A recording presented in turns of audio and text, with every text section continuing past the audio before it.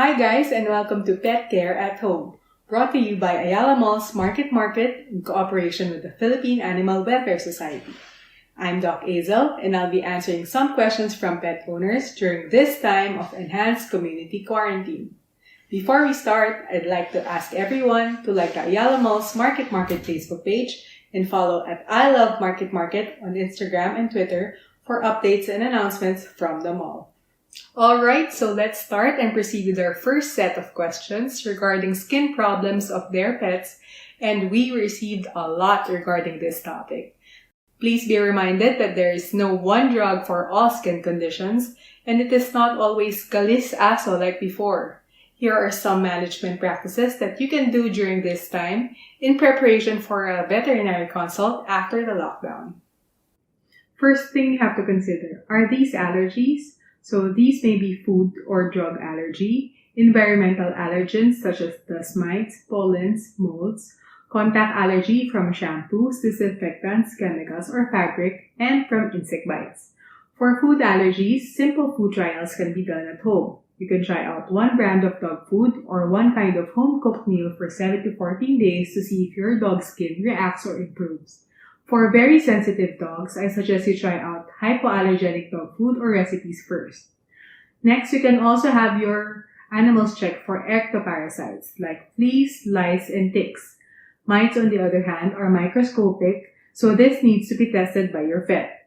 Insect bites, especially if an animal is heavily infested, can cause itchy skin. This usually is treated with spot-ons, sprays, oral anti-tick and fleas, and medicated shampoos for all the pets in the households. Now, if your skin lesions show up in areas that have been in direct contact to certain chemicals, shampoos, or fabric like your leash, then we're dealing with contact dermatitis. It is also advisable to avoid exposure to all these stuff and switch to milder, more natural alternatives to allow the skin to rest. Lastly is atopy or allergies caused by environmental factors. This is not usually treatable, but manageable in most cases with the help of certain medications. Psychogenic dermatosis are self-inflicted diseases initiated by non-organic causes. Most common cause include stress or lack of environmental stimuli. You can introduce environmental enrichment like toys and food balls to divert their attention. Making time for extra physical activities might also help. There have been increasing cases of skin problems which are caused by hormonal imbalances and autoimmune problems. Unfortunately, there is no home remedy for this, since this is usually diagnosed through laboratory testing and are treated using specific medications. Okay, so for my last tip, I recommend that you give your dogs a bath once to twice per week. For your cats, once to twice a month, depending on the skin condition and the shampoo or soap that you'll be using. You don't need to give them a bath every day as this will dry up their skin easily. Ang mga susunod po na tanong ay regarding po sa ear problems. Okay, so kapag ang tenga po ng inyong alaga ay may kakaibang kulay at amoy ang luga, samahan pa ng mga sugat sa mismong tenga, kailangan na po ito ipakonsulta ng personal sa vet para hindi na po lumala. Ang most common causes of ear infection ay bacteria or yeast, ear mites, ticks, at iba pang foreign bodies. Pansamantala, huwag niyo pong hahayaang ito ay mabasa, kunwari po habang naliligo. Okay? Hayaan din po natin itong makahinga. Problema po ito sa mga asong may droopy ears or bagsak ang tenga kung saan nakukulog ang loob. At huli, lagyan po ng e-collar o cone upang maiwasan po ang pagkamot ito. Kung hindi po kayo sanay magtanggal ng buhok sa tenga ng inyong aso, huwag niyo na po subukan gawin ito dahil magkukos lamang po ito ng discomfort at trauma kung hindi po magagawa ng tama. Ugaliin na lamang linisin din ang nahibala ng mga buhok para hindi po mag-accumulate ang dumi dito. So for our next question, my Persian got ill, her left ear turned to be swollen, maga for 3 days. Now her left ear bleeding, galing sa loob yung dugo. What to do to stop the bleeding? I searched online vet clinic. I'm from Cavite. Our barangay is total lockdown. I can't bring my cat to the vet clinic. Okay, so this needs immediate attention. First, to stop the bleeding, kindly apply pressure and gently examine where the blood is actually coming from. You can also put an e-collar to prevent further trauma to the ears. If it's too stressful for your cat, remove it and monitor your cat closely. So you can opt to go for an online consultation, preferably with a video, with a nearby vet to have your pet's condition to assessed. So the following questions is about the canine distemper virus. Hello Doc, meron po akong dog na nagka-distemper virus last July 2019. Pinavet ko po siya that time at naresetahan ng gamot. Awa po ng Diyos, nakasurvive po siya. Ask ko lang po kung paano manunumbalik yung paglakad niya kasi simula nung magka-distemper siya, unti-unti siyang hindi makalakad hanggang sa ma-paralyze. Kaya hanggang ngayon, nakahiga na lang siya palagi. Kumakain naman po at umiinom ng tubig, yun nga lang po, laging paralyzed na siya. May pag-asa pa po bang bumalik siya sa dati na nakakalakad? May kailangan pa po ba siya inumin ng gamot kasi mula noon, hindi ko na siya napavet? And the next one, there are a number of poor dogs who died near our place due to distemper. I want to know how I can protect my dogs from distemper and is there a cure or medication for it? Okay, so canine distemper is a viral disease which causes respiratory, gastrointestinal, and nervous signs. Highly infectious po ito at madaling matransmit through direct contact or airborne exposure sa respiratory secretions tulad ng sipon, plema, at muta mula sa infected na aso. Ang target po ng sakit na ito ay mga tuta, asong walang bakuna, at asong mahina ang resistensya. Unfortunately, ang gamutan po ay supportive lamang para maiwasan ang secondary infections, mag-provide ng nutrition, at bawasan ang discomfort ng inyong mga alaga. May cases po kasi na lumalala ang nervous signs hanggang sa tuluyan ng napaparalyze sa mga aso. May hyperesthesia at nagsiseizures na. At this stage, we usually consider the quality of life of the dog. In the end, prevention is still better than cure, as we have very effective vaccines against distemper. In your case, Miss Jelly, you can give vitamins to your dogs to boost their immune systems, and talk to your vet about getting them vaccinated. Don't let them roam around since may possibility na may infected dogs pa din in your area. Our next question, may 1-month-old rescued kitten po ako. First, malakas siya kumain, then lately, nagkaroon siya ng sipon. Panay hatching niya na may lumalabas ng sipon. Kapag natutulog, nakabuka bibig dahil barado ilong. Ano po ang gamot? Okay, so for this case, mas okay na ma-isolate mo na yung kitten na may sipon dahil madalas, infectious ang cause, pwedeng bacterial or viral. Mas maganda po rin na makapag-set kayo ng appointment sa vet para matingnan ng pusa ng personal. For the meantime, pwede niyo po itry ang steaming.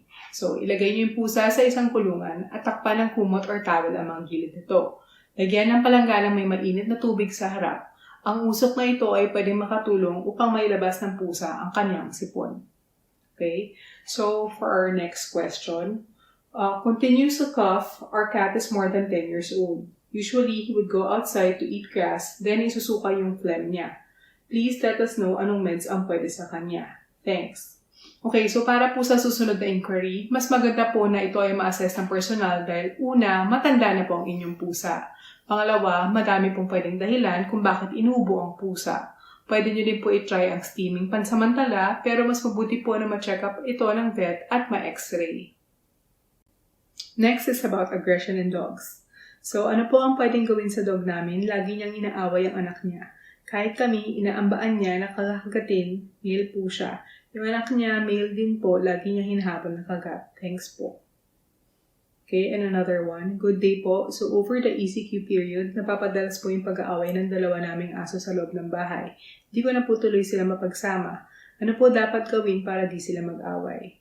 Okay, so ang pagbabago po ng ugali ng inyong mga alaga ay common, lalo na po kung may malaking pagbabago sa kanilang mga routine. Tulad po ngayong enhanced community quarantine kung saan ang mga fur parents ay nakakonfine din sa kanilang mga bahay. Maaari po sila magpakita ng territorial or owner protective aggression upang ma-establish ang dominance at makuha ang atensyon ng kanilang mga owners. So, ano po ang pwede mong gawin? Una, mahalaga po na magkaroon ng routine at ang pagbibigay ng sapat na atensyon sa bawat hayop. Iwasan din po ang paglalapit ng mga kainan during meal times at ang pagkakaroon ng kompetisyon tulad ng sa pagkuha ng mga treats o toys. Bigyan sila ng active exercise time upang mabawasan ang kanilang energy. At huli, upang di sila mahirapang mag-adjust muli kapag ikaw ay bumalik sa normal na pagtatrabaho, sanayin silang may me time. Ibig sabihin, wala kayo doon upang hindi ma-trigger ang kanilang separation anxieties. Okay? So, ang pagkapon din po ay makakatulong para sa pagbawas din po ng aggression ng inyong mga hayop. Okay, so here's another behavioral concern. Hello, I just want to ask if it's normal for a 7-month-old dog to bite things. Yung extensions, cords, slippers, and lahat na makikita at maabot niya is kinakagat niya. Normal po ba ito? Wala po ako mapagtanungan dahil probinsya po kami at wala po kaming vet dito. We try to discipline him pero hindi po niya natatandaan ang tinuturo namin. Then, sobrang hyper niya po lagi. Gusto ko niya pong tumakbo lang ng tumakbo. Natatakot ako one day na ipamigay siya ng dad ko kasi ganyan po siyang kalikot. Okay, so ito po ay tinatawag na destructive chewing at normal po itong behavior sa mga tuta hanggang 1.5 years old.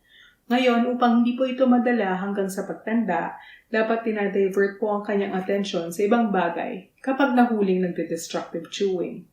Maaari din po siyang pilan ng rawhide chews para yun po ang ngat-ngatin niya.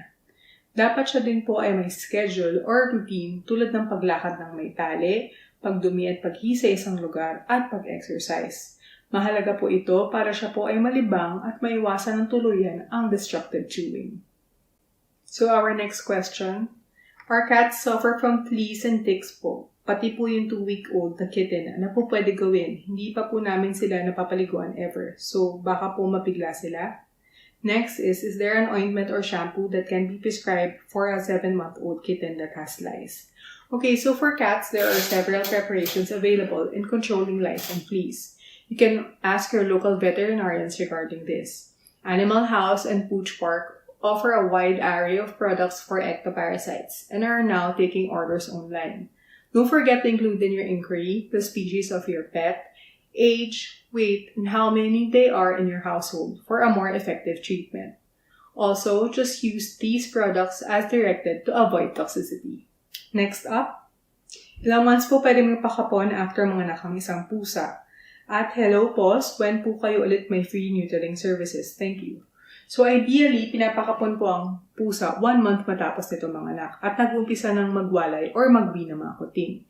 Pero may cases po tayo na nag-start na din po sila mag-heat habang sila ay nagpapadede. Kung hindi po maiiwalay ang mga lalaking pusa sa babaeng pusa, nire-recommend ko na po na ipakapon nyo na din ang nanay during lactation.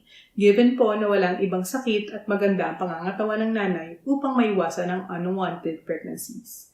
Unfortunately, dahil po sa COVID-19 situation ng ating bansa, wala pong schedule ulit ng libreng kapon sa aming shelter. Pero pinaghahandaan po namin ang pagbubukas muli ng aming low-cost spaying and neutering clinic, so just wait for further announcements. For our next question, how can we safely adopt a kitten during the ECQ if we have existing cats? I usually get on top of the shots, etc. as soon as I can, but I could also always bring my cats back in for their boosters, deworming, etc. to protect them from whatever else they could catch from our rescue. Isolating isn't an option in my current living situation. Okay, so thank you for your question, Annie. So when it comes to rescuing, isolation and quarantine is a must at all times, whatever the situation is. This is to prevent transmission of infectious diseases to other animals in that household. Vaccinated animals are not 100% protected. There's still a risk of getting infected, especially if an animal is immunocompromised. We have been doing the same procedure at PAWS, and there was an instance where an isolated animal showed rabies signs a month from admission. So what can you do if you can't isolate a rescued animal? Our solution to this is fostering. I know it requires a lot of hard work and not everybody's up for it, but you can invite other potential fosterers to join our fostering program. It is a partnership between PAWS and the fosterer, wherein we will be giving away free veterinary treatment. Pero kailangan sundin ng fosterer ang aming medical advice at kami ay i-update.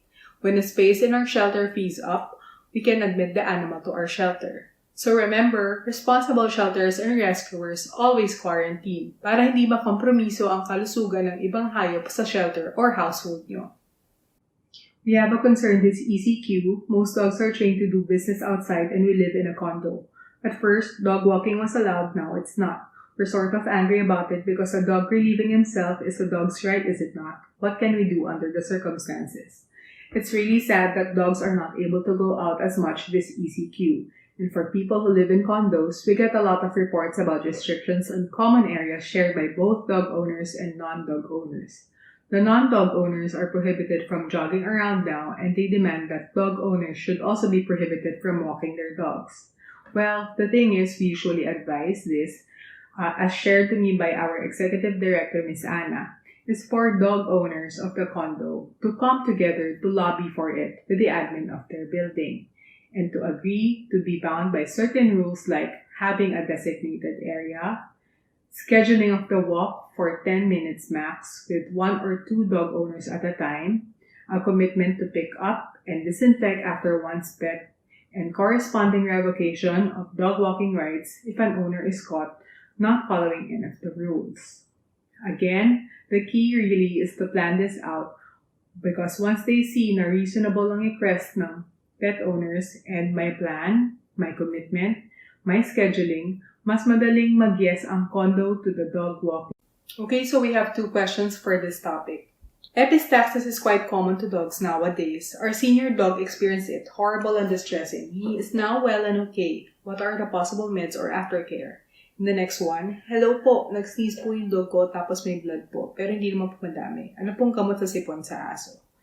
EPISTAXIS o ang pagkakaroon ng madugong discharge sa ilong ay maraming pwedeng cause sa ating mga alagang hayop.